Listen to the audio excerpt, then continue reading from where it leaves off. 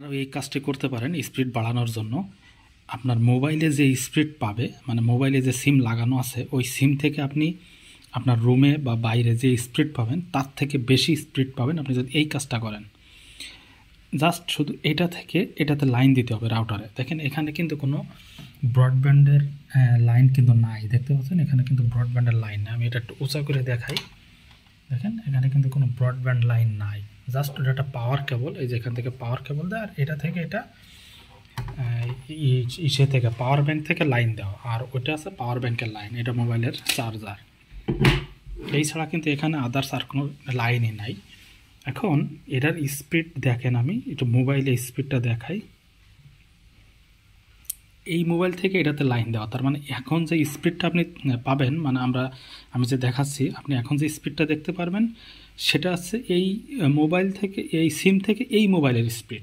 কিন্তু আমি যে মোবাইলটাতে ভিডিও করতেছি বা আমার ল্যাপটপে আমি স্পিডের ভিডিও সাইডে দিয়ে দিব অ্যাড করে, তখন আপনি দেখতে পারবেন এখানে 34, ওখানে দেখবেন 45 Mbps, এমনকি আমি 69 Mbps 59 Mbps পর্যন্তও পাইছি। তো এই স্পিডটা বাড়ানোর জন্য আপনি এই কাজটা করতে পারেন। তবে যারা ব্রডব্যান্ড লাইন ব্যবহার করেন তাদেরটা আলাদা, যার বাসায় রাউটার পড়ে আছে বা আপনার এই মুহূর্তে ব্রডব্যান্ড লাইন নাই কিন্তু রাউটার আছে, শুধুমাত্র তারা এই কাজটা করবেন। কারণ অনেক সময় মোবাইল থেকে ডাইরেক্টলি হটস্পট দিয়ে যদি আদার্স ডিভাইস আমরা লাইন দিই, যেমন আরেকটা মোবাইল বা নিজেদের ল্যাপটপ যদি লাইন দেয়, সেক্ষেত্রে মোবাইলের চার্জের উপর একটা প্রচুর প্রেশার পড়ে, বারবার চার্জটা শেষ হয়ে যায়। কিন্তু আপনি যদি এই কাজটা করেন আপনার মোবাইলের ব্যাটারির উপরে প্রেশার খুবই কম পড়বে, সারাদিনে একবার চার্জ না দিলেও চলবে, এমনকি 2 দিন পরে একদিন চার্জ দিলেও চলবে, যদি আপনি ওই মোবাইলটা তেমন হেভি ইউজ না করেন আর কি। আর যদি শুধুমাত্র মোবাইল যে না আমার ল্যাপটপ আছে, মোবাইল আমার এটা এত ইউজ লাগে না, সেক্ষেত্রে এত চার্জ লাগবে না।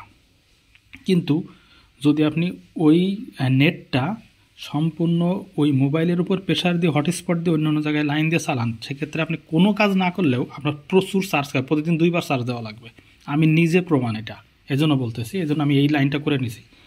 এই লাইনটা করছি কারণ এখানে ব্রডব্যান্ড লাইন নিতে আমার অনু রাউটার সবই আছে, ওদেরকে 3,500 টাকা দেওয়া লাগবে। এজন্য আমি গত 1 মাস যাবৎ মোবাইলে এমবি কিনে চলতেছি। তো চিন্তা করলাম রাউটারটা যেহেতু পড়ি আছে আমি এই কাজটা করি। দেখেন এটা থেকে কিন্তু এটাতে লাইন দেওয়া, যে দেখতে পাচ্ছেন আমি এটা যদি বন্ধ করে দিই দেখবেন এই লাইট টপ হয়ে যাবে। এটা হচ্ছে মানে ল্যান্ড যে বাইরে থেকে আমাদের রুমের ভিতরে যে কেবলটা আসে, সেই কেবলটা আসলে যে লাইটটা জ্বলে, দেখেন সাথে সাথে কিন্তু এটা অফ হয়ে গেছে। এটা আমি দিয়ে দিলে কিছুক্ষণ পরে দেখবেন এখানে এখন তো 0 আছে, এখানে লাইন আসার সাথে সাথে এখানে দেখবেন লাইটটা জ্বলবে, তার মানে ওটা তখন সংযোগ নিবে। তো আপনার এই কাজটা করতে পারে যদি আপনার বাসায় রাউটার থাকে। আর যদি বাইরে থেকে আপনার লাইন নেওয়াই থাকে, ব্রডব্যান্ড লাইন যদি নেওয়াই থাকে, সেক্ষেত্রে তো আপনার এটা করার প্রয়োজন নাই। এটা শুধু করবেন মোবাইল দিয়ে যদি আপনি চালাই থাকেন, সেটার জন্য স্পিড বাড়ানোর জন্য।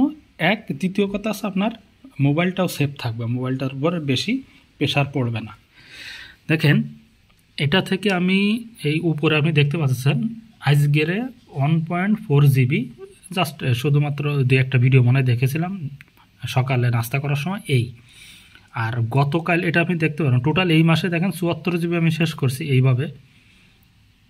এখানে ক্লিক করলে এটা আসবে না মনে হচ্ছে, যাই হোক আমি টুডে মানে প্রতিদিনের ইউজটা একটু দেখাবো। এই যেখানে 74 GB তো দেখতে পাচ্ছেন, কিন্তু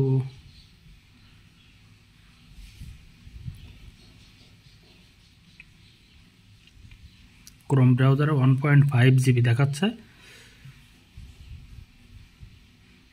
আসলে এখানে দেখাচ্ছে না, জানি না কোথায় পাবো। যাই হোক টোটাল মাসেরটা তো দেখতে পাচ্ছেন, অথচ অফার কিনা আমার মনে হয় 15 তারিখের দিকে। তো 15 তারিখ থেকে 74 GB ভালো স্পিড পাচ্ছি।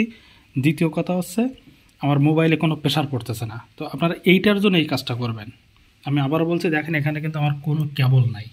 আর আপনি এই স্পিডের যদি ব্রডব্যান্ড লাইন নেন এরকম 34 বা 40-50, সেক্ষেত্রে তো ওরা মাসে 2,000 টাকা আপনার এত স্পিডে দিবে না। 5 Mbps তাই তো আপনার কাছ থেকে 500 টাকা নিয়ে নেবে।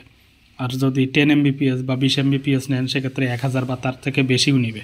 যেমন এখানে শুধু লাইনটা দিয়ে যাবে ওরা, আমার অনু রাউটার সবই আছে, তারপর ওরা 3,500 টাকা চাইছে।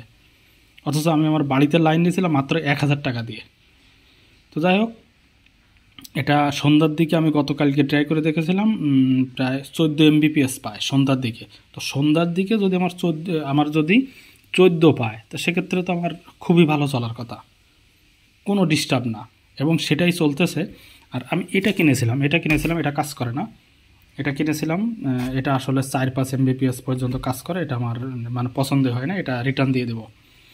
এটা মানে নিয়েছিলাম যে এটা থেকে, মানে এটাতে সিম এই লাগাইয়ে জাস্ট এখানে লাইন দিয়ে রেখে দেবো, দিয়ে এটা থেকে এটা আবার লাইন দিব, অথবা ডাইরেক্ট এটা থেকে, কারণ এটা নিজে একটা ওয়াইফাই, এটা থেকে আমি সরাসরি চাইছিলাম যে মোবাইলে এবং আমার ল্যাপটপে লাইন দেওয়ার জন্য, কিন্তু আসলে ওটা ওরকম স্পিড পায় না, জাস্ট 5 Mbps কাজ করে, তারপরে মাঝে মাঝে কাজই করে না। আর এখানে দেখেন এখন 40 দেখাচ্ছে।